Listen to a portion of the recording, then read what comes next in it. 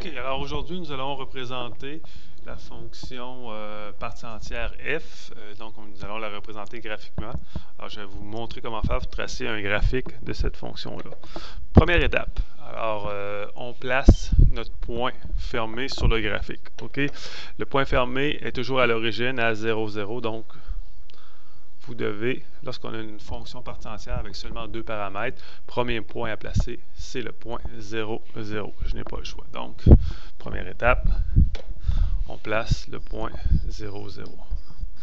Deuxième étape, on va déterminer la longueur d'une marche. Donc, la longueur d'une marche, pour la déterminer, j'ai besoin du paramètre B. Donc, la longueur de la marche se fait en calculant 1 sur B en valeur absolue, ce qui signifie qu'on va laisser tomber le signe. Donc, 1 divisé par moins 1 quart va me donner, je vais modifier ça un petit peu, donc 1 divisé par moins 1 quart me donne 4. Ça signifie que la marche mesure 4. Cette marche-là, qui mesure 4, est-ce que je la trace de ce côté-ci ou je préfère, je vais effacer ça ici comme ça, la faire de l'autre côté? Okay, je ne sais pas pour l'instant parce que je n'ai pas regardé l'orientation des points.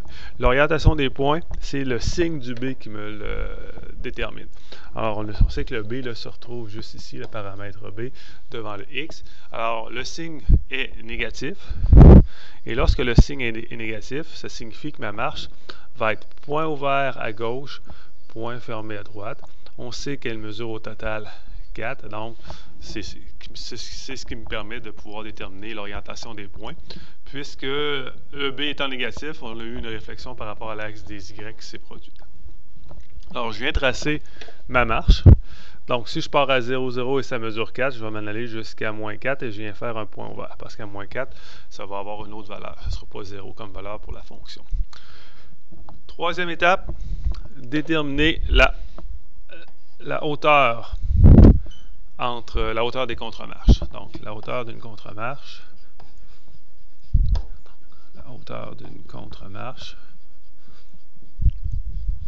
En fin de compte, c'est la distance qu'il y a entre un point fermé et un point ouvert verticalement.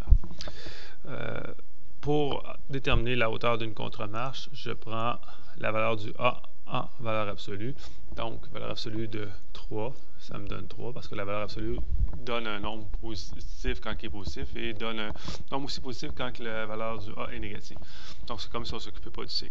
Alors, si la distance est de 3, qu'est-ce que je vais faire pour tracer mes autres segments? Ben, je sais que ça mesure 3, donc est-ce que je pourrais placer, donc si je pars de 0, placer un point ici ouvert, puis mettre une marche qui mesure 4 de ce côté-là, ou je m'en viens de l'autre côté en mettant une marche ici, à 3 de haut, et en complétant de ce côté-là. Qu'est-ce qui va me permettre de déterminer si c'est un ou l'autre? C'est une combinaison du A et du B. Donc, dernière étape. OK, on regarde. Le A est positif, le B est négatif. On a vu dans nos notes que lorsque les deux sont de signe contraire, ça signifie que la fonction va être décroissante. Parce que le A, là, on peut le retrouver juste devant la partie entière. Donc, si le A est positif et que le B est négatif, c'est contraire, c'est décroissant, ou ça peut être l'inverse, A négatif et B positif. Alors, une fois que je sais ça, si je veux que la fonction, ça me détermine que ma fonction est décroissante. Alors, il me reste seulement à tracer mes marches pour que ma fonction soit décroissante en respectant le fait que la distance entre les marches est de 3 et qu'une marche mesure, la longueur d'une marche est de 4. Alors, je viens mettre un point fermé ici. Je mets mon point ouvert jusque-là. Et si je monte encore de 3, je pourrais encore mettre le point fermé ici et mettre un petit segment pour compléter le graphique.